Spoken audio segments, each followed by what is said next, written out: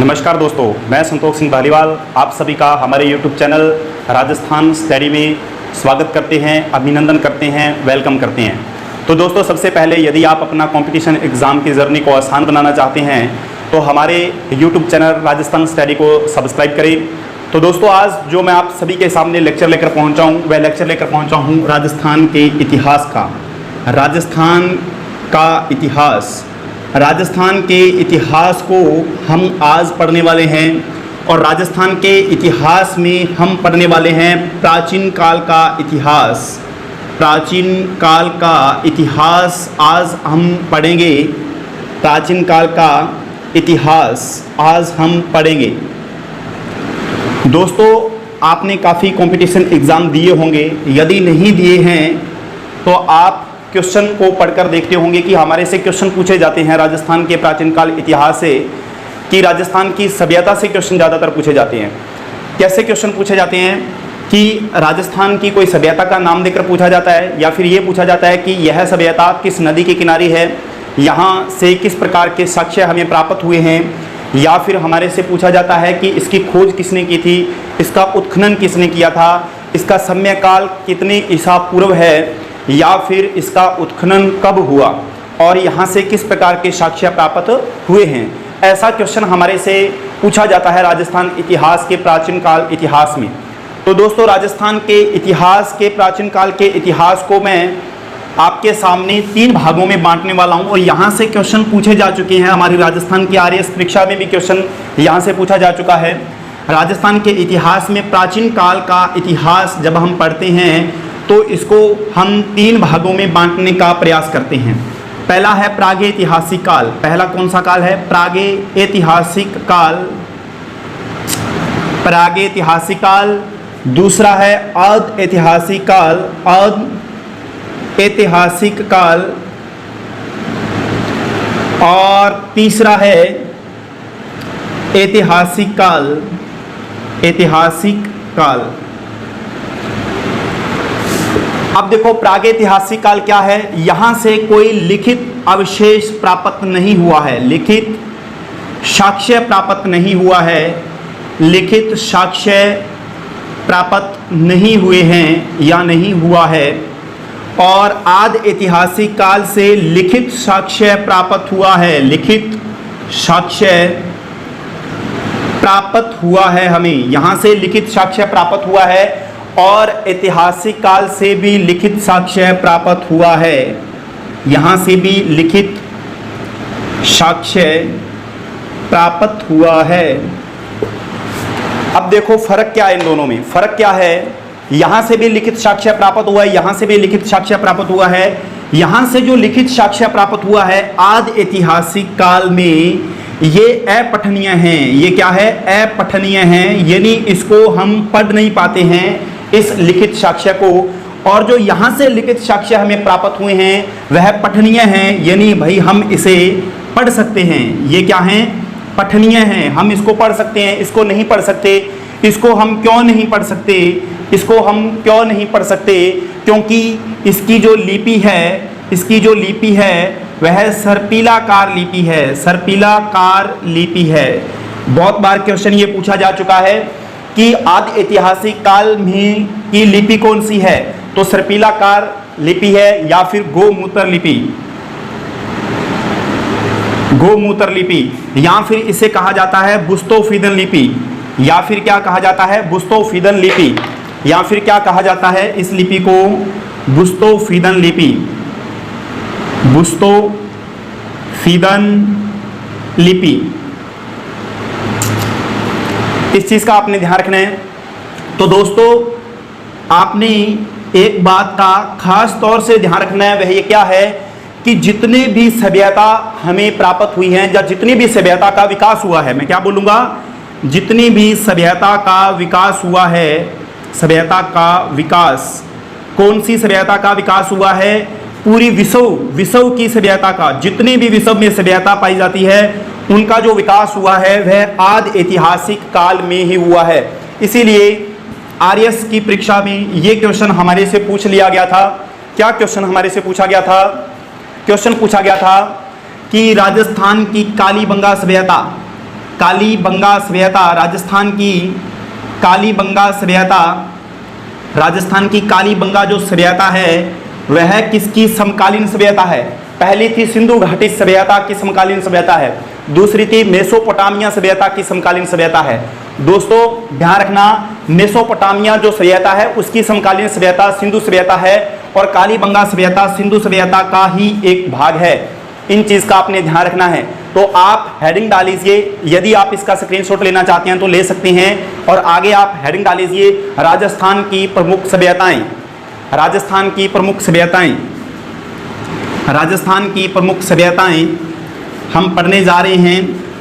और बहुत ही बढ़िया तरीके से मैं आपको राजस्थान का इतिहास कंप्लीट करवाने वाला हूं। दोस्तों आप इस क्लास को अंत तक जरूर देखें, और जिन्होंने लाइक और शेयर नहीं किया है वह भी लाइक और शेयर कर दें। और आप हेडिंग डाल लीजिए कालीबंगा सभ्यता, कालीबंगा सभ्यता, कालीबंगा सभ्यता। बहुत बढ़िया यहां से क्वेश्चन बनने वाला है। कालीबंगा सभ्यता का शाब्दिक अर्थ है काली चूड़ियां। कालीबंगा सभ्यता का शाब्दिक अर्थ है काली चूड़ियां, काली चूड़ियां। आपसे क्वेश्चन पूछा जाए कि कालीबंगा सभ्यता किस भाषा का शब्द है, यह किस भाषा का शब्द है, ये पूछ लिया जाए तो यह सिंधी भाषा का शब्द है। किस भाषा का शब्द है? सिंधी भाषा का शब्द है काली चूड़ियां, सॉरी कालीबंगा। ये सिंधी भाषा का शब्द है और इसका अर्थ होता है काली चूड़ियां और कालियां बंगा। अब देखो कालीबंगा और कालिया बंगा में अंतर है। कालिया बंगा एक पंजाबी शब्द है और कालीबंगा एक सिंधी भाषा का शब्द है। इस चीज का आपने ध्यान रखना है।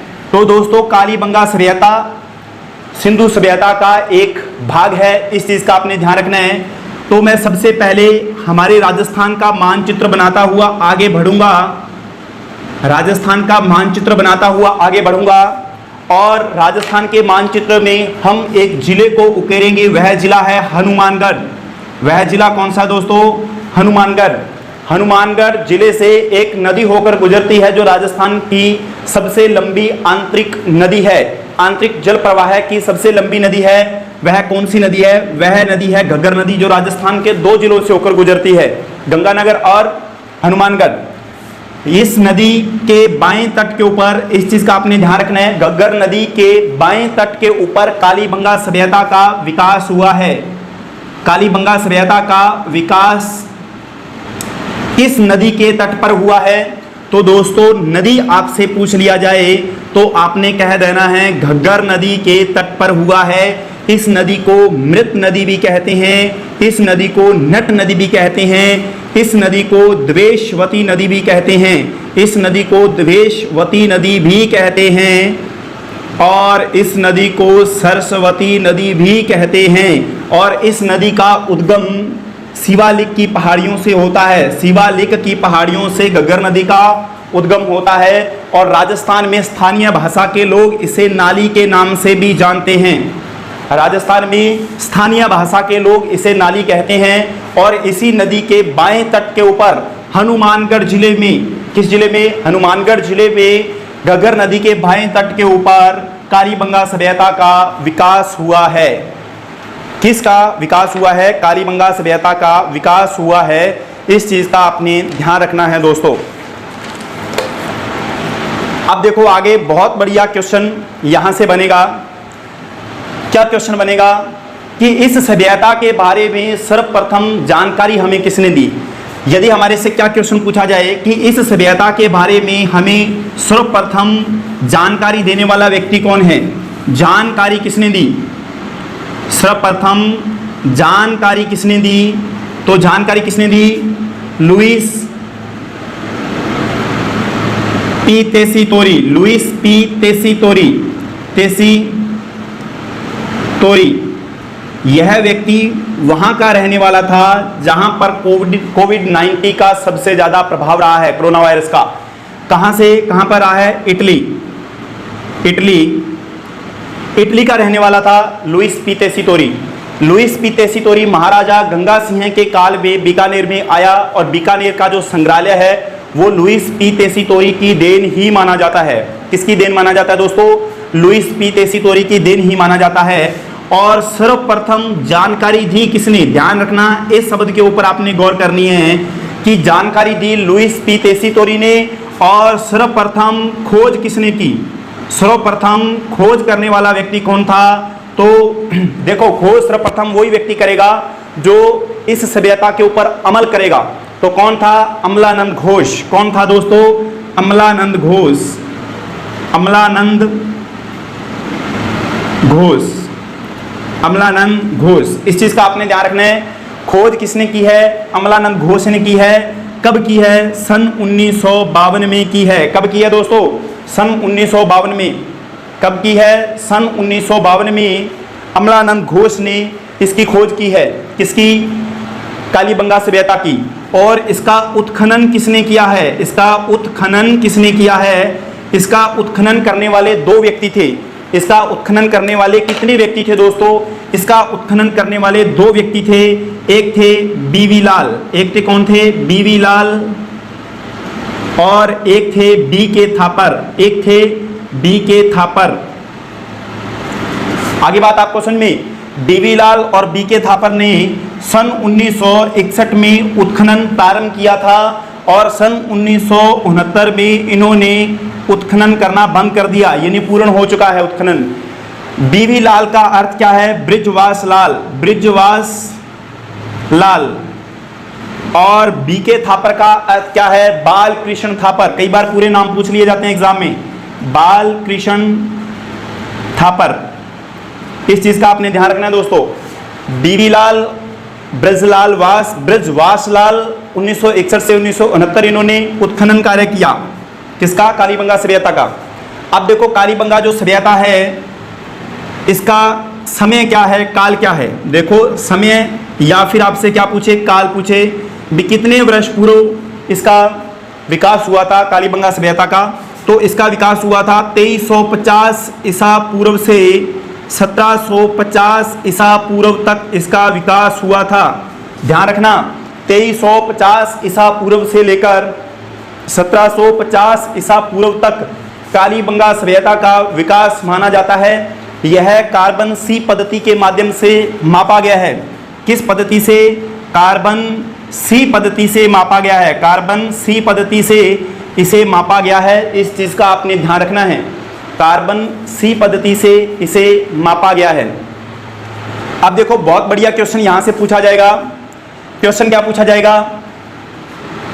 ये क्वेश्चन पूछा जा चुका है। पूछा जाएगा नहीं, ये क्वेश्चन पूछा जा चुका है। क्या क्वेश्चन पूछा जा चुका है?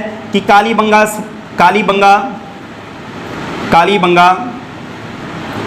संग्रहालय की स्थापना, संग्रहालय कहां पर है?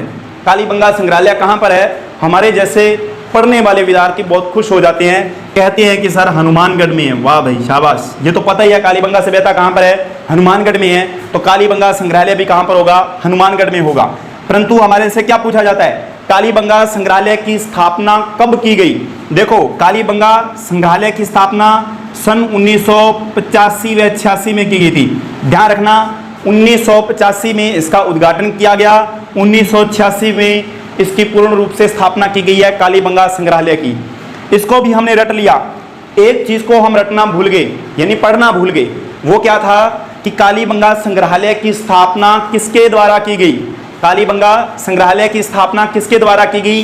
पहला ऑप्शन होता है भारत सरकार के द्वारा। पहला क्वेश्चन होता है भारत सरकार के द्वारा। दूसरा क्वेश्चन होता है राज्य सरकार के द्वारा। राज्य सरकार के द्वारा। तीसरे चौथे ऑप्शन को छोड़ दो आप, क्योंकि वो तो आप काट दोगे। हम कहां पर आकर फंसेंगे कि केंद्र सरकार द्वारा या फिर राज्य सरकार द्वारा। तो इसकी स्थापना किसने की है? राज्य सरकार ने की है या फिर केंद्र सरकार ने की है? ये क्वेश्चन हमारे कंपटीशन एग्जाम में पहले पूछा जा चुका है। तो दोस्तों, इसका आंसर मेरे को आप कमेंट बॉक्स में दे दीजिए। आगे इसकी विशेषताएं, कालीबंगा सभ्यता की विशेषताएं अपने कल पढ़ेंगे। ये एक कांस्य युगीन सभ्यता है, ध्यान रखना। ये कैसी सभ्यता है? ये कांस्य युगीन सभ्यता है। कांस्य युगीन सभ्यता है। एक और यहां से जाता जाता आपका क्वेश्चन तैयार करवा देता हूं। यदि हमारे से पूछ लिया जाए कि दुर्ग के अवशेष किस सभ्यता से हमें प्राप्त हुए हैं, तो दुर्ग के जो अवशेष हमें प्राप्त हुए हैं यह कालीबंगा सभ्यता से ही प्राप्त हुए हैं। किस सभ्यता से प्राप्त हुए हैं दोस्तों? कालीबंगा सभ्यता से ही प्राप्त हुए हैं। आज की क्लास हमारी यहीं पर खत्म होती है, कल दोबारा फिर मिलेंगे, तब तक आप मेरे को इजाजत दें।